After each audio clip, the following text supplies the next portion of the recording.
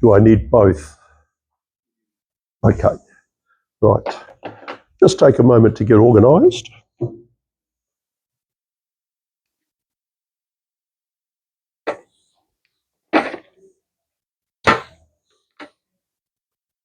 Not least by putting on my glasses.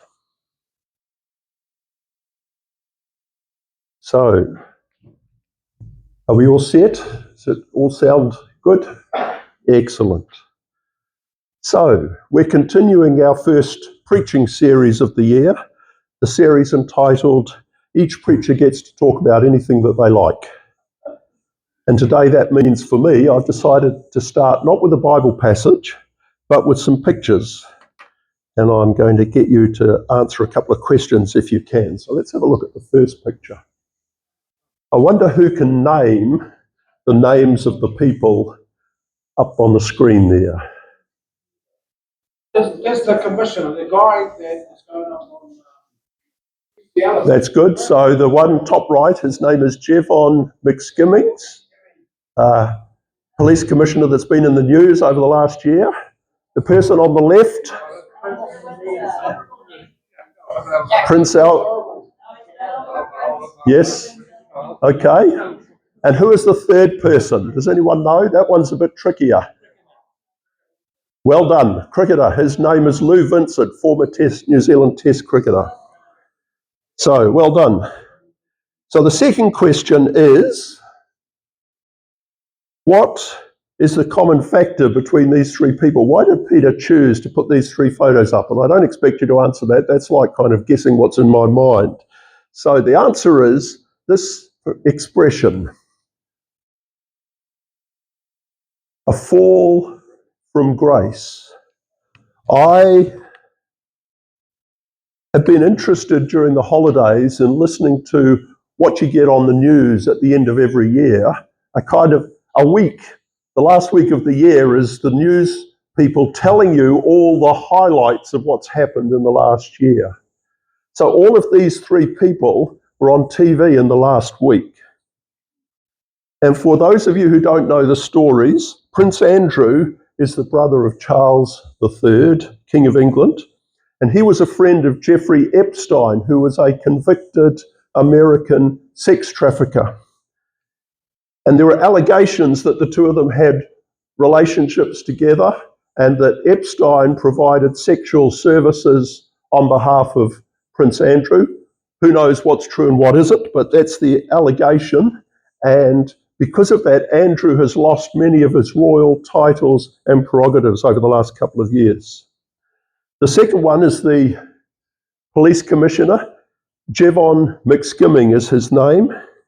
And he was being considered for a position as the commissioner of the whole of the New Zealand police force.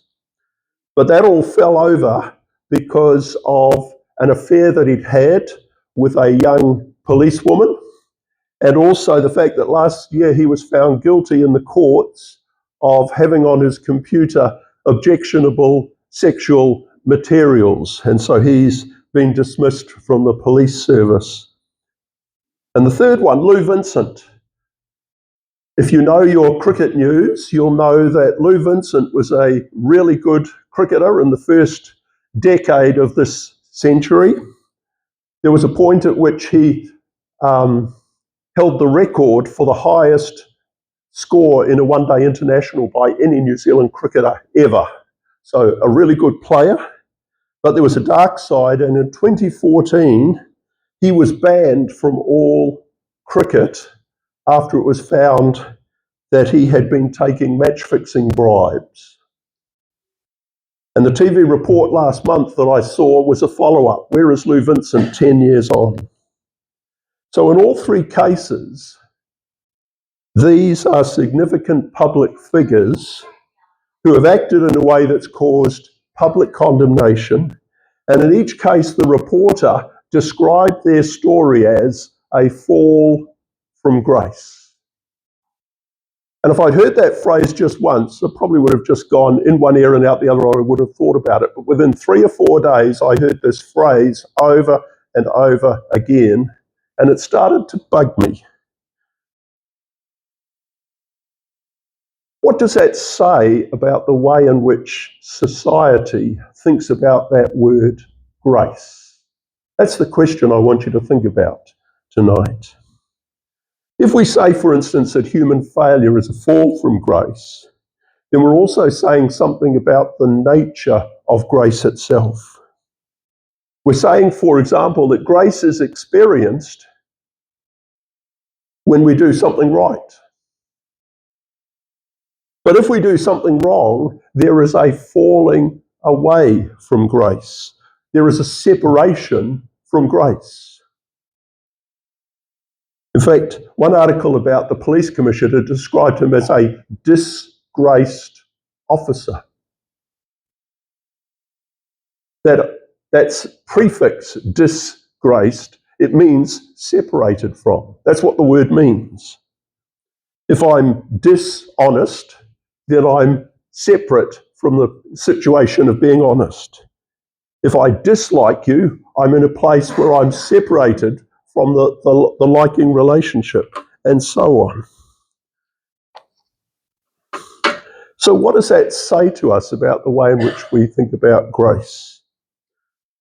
It seems to me that based on what we should know as Christians about this word grace, if we use grace in a religious context, in a Christian, in a godly context, then we should have a very different way of looking at that word, and I want to explore that with you.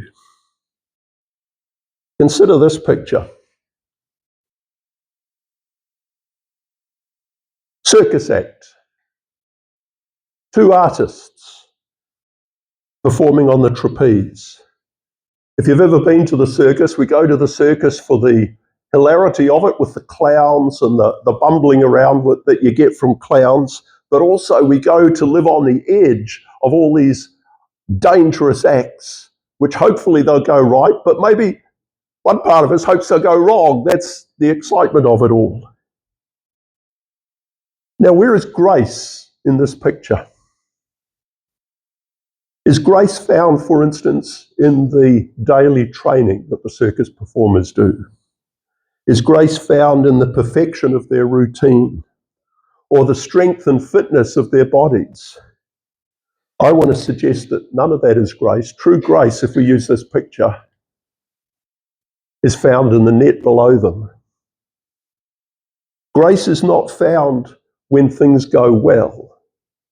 Grace is found at the point where things go wrong. It's not the perfect routine that saves you from falling. It's the assurance that there is a net underneath that catches you if you do fall. From a Christian angle, I want to say to you, we never ever fall from grace. We only ever fall into grace. And that's a really important mental switch that we need to make. Grace is a God who catches us when we mess up. I want to read together with you a passage, a well-known passage from the Bible. This is Romans chapter 8 and verses 31 to 39. What shall we say about such wonderful things as these? If God is for us, who can ever be against us? Since he did not spare even his own son, but gave him up for us all, won't he also give us everything else? Who dares accuse us whom God has chosen for his own? No one, for God himself has given us right standing with himself. Who then will condemn us? No one, for Jesus Christ died for us and was raised to life for us, and he is sitting in the place of honor at God's right hand, pleading for us. Can anything ever separate us from Christ's love? Does it mean he no longer loves us if we have trouble or calamity, or are persecuted or hungry or destitute, or in danger or threatened with death? As the scriptures say, for your sake we are killed every day. We are being slaughtered like sheep. No, despite All these things, overwhelming victory is ours through Christ who loved us. And I am convinced that nothing can ever separate us from God's love, neither death nor life, neither angels nor demons, neither our fears for today nor our worries about tomorrow, not even the powers of hell can separate us from God's love. No power in the sky above or in the earth below. Indeed, nothing in all creation will ever be able to separate us from the love of God that is revealed in Christ Jesus our Lord. Does that sound like a God whose love is conditional?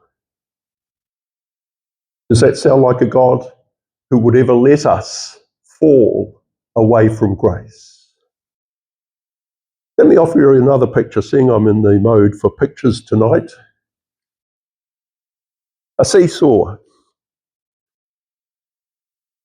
I remember many, many years ago when I was a young parent, and we as a family would go to a park and a playground with various stuff to play on, including seesaws. And I would sit on one end, and our two sons, Grant and Ian, would sit on the other, and they were at the age of 2 or 3 or 4. And at that age, even the two of them together was no match for their father's weight. So I would torture them by, they would get on and then I would sit on and mine would go plonk and they go up in the air and it just wouldn't move. Okay? And so you discover that the only way that you get the joy of operating a seesaw is if Dad actually does all the work of going up and down on one end, and they simply sit there and they get the ride up and down, up and down, up and down on the other end. And their experience of that seesaw depends entirely on what's happening at the other end. They've got no control. They just go along for the ride. And that's the picture that I see when I read this passage. Paul cries out, what shall we say in response to all of this? And of course, the word this is the previous 8 chapters of Romans, where he lays out in great detail all the wonderful joy and miracle of what God has done in Jesus Christ. And he proceeds to sum it up. If God is for us, if God is on our side of the seesaw, what could you possibly pile up on the other side that would match that? That's the picture that we have here. It's clearly a rhetorical question. Paul's answer is a resounding nothing. Absolutely nothing. Nothing will compare with the fact that God is for us. It's not just Romans we read that, we read it all over the place. One well-known passage that we all celebrate. Psalm 23, the Lord is my shepherd, therefore I have everything and I lack for nothing. It's exactly the same idea. And in Romans 8, Paul continues with another rhetorical question. Since he did not spare even his own son, but gave him up for us all, won't he also give us everything else? So Paul is saying God has given us the greatest thing, which is Jesus. And if he's given us the greatest thing, it stands to reason he will give us all other things. That's the promise, that's the assurance. Now the word give here in that verse, it appears twice in English. But in the original Greek, there's 2 completely different words. So here's a quick Greek language.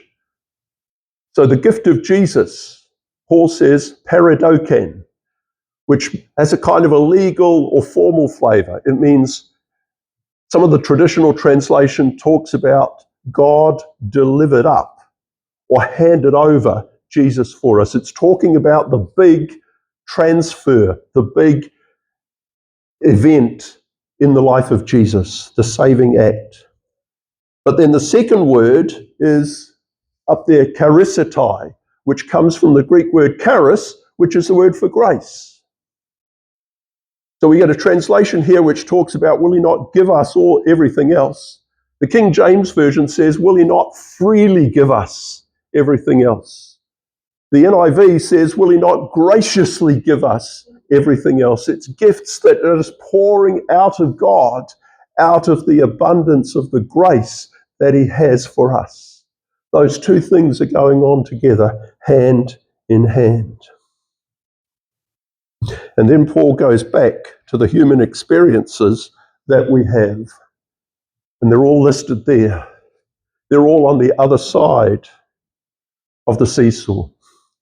Trouble, calamity, persecution, hunger, destitution, danger to life, threats of death, angels or demons, fears about today and tomorrow, powers of hell, the whole of creation.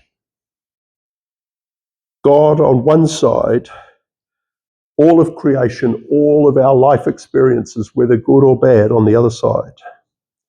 And Paul wants to encourage us by saying that's not the real picture. The real picture looks like this, because we need to think about the size of these things. So I prefer to think about it like that. Okay? God is so big that he weighs down the seesaw. No matter what's on the other side, he's in control of the seesaw. And if you think about some of the bad things that happen to us in life, on the right-hand side, there might be a bit of going up and down. But the picture there is that it's going up and down because God is still in control, and he might be allowing things to happen to us that are molding us, transforming us into the image of Jesus, things that he allows to happen to us. We don't like them at the time, but we understand that God is in control. And no matter what happens, if God is for us, then everything else is taken care of. Unconditional, abundant, everlasting, overflowing love and grace for you and for me. Because if the pictures that we started with tell us anything, it's that we live in a world where everything is measured by human achievement. You're either good by your own actions, or you fall short because those actions don't measure up. And God calls us to look at this whole issue a completely different way. He wants us to see the bad news and the good news of the gospel. The bad news is that in reality, we're all like these people. The only difference between us and them is that they happen to be well known enough that they get stuck on the news. But if we were faced with the same public glare, would we in fact fare any better? But the good news is there is a better way, the way of grace, the way of the safety net that catches us when we fall, every single time we fall. The way of the seesaw that says God is so much bigger than any possible life experience we could go through, that he is in control. Will he not graciously give us all things? I want to finish up with just one more point. So far, I've talked about grace for each of us individually. What it means to me and what it means to each of you. And it's good for us to think that way. But that's not the whole story. In Romans 8 in our reading, the whole passage is plural. What then shall we say? If God is for us, who is against us?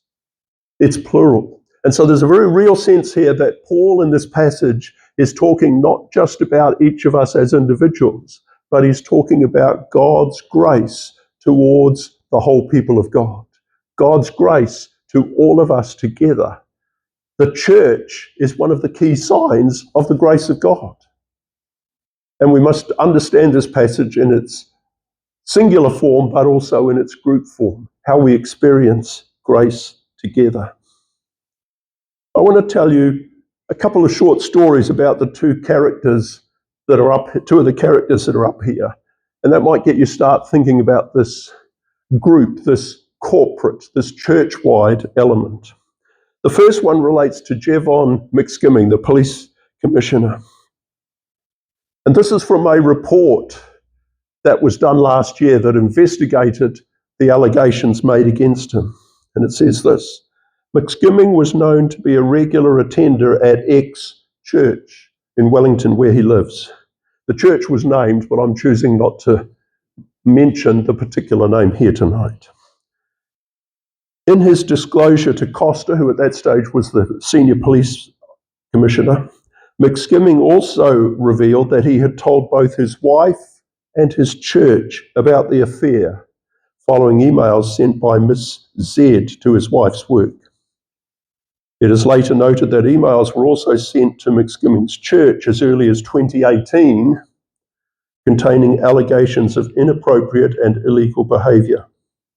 It's understood that McSkimming continued to attend X church until 2024, when details of his charges for possession of objectionable material were made public. The church subsequently denounced his actions and stated that, quote, his impersonal attendance, end quote, would not be permitted. What does that tell us about the DNA of that particular church? You're no longer welcome here. You're not good enough to belong here. You set a bad example and we'd prefer not to be associated with you anymore. That's one story. The other story relates to Lou Vincent. Vincent's match fixing became public in 2014, and he received a lifetime ban from the International Cricket Council at all levels of cricket. But in New Zealand, the cricket authorities wanted, after a period of time, to do something different. And 2 years ago, Vincent got a phone call from the head of the New Zealand Cricket Association. And he says, we've had your 100th cap here under our desk for 10 years. The cap is the special award that you give to a New Zealand cricket player after they've represented New Zealand 100 times. So that shows how significant Vincent's story was at the cricket level. We've had your cap and we want to host a dinner for you. And Richard Hadley really wants to fly up and present it to you. And as I listened to the reporter was interviewing Lou Vincent at this time, and Lou Vincent was describing how he felt, and he says, I'm just New Zealand's greatest ever cricketer, the straightest guy, the most charismatic guy, the legend, and he wants to be associated with me.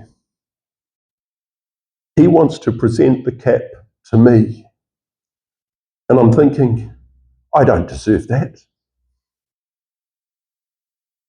And of course, Vincent, you didn't, and you don't.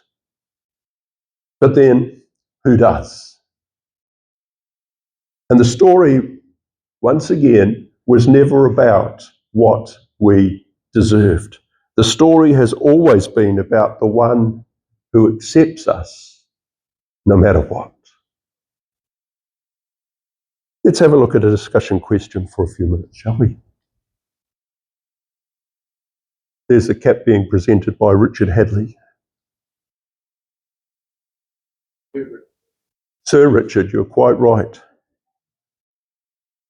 If grace is at the heart of God's character, it should also be at the heart of the church's life. There's a quote for you to think about.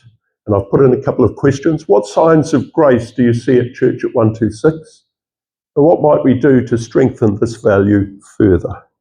So there's a couple of discussion questions for you to think about.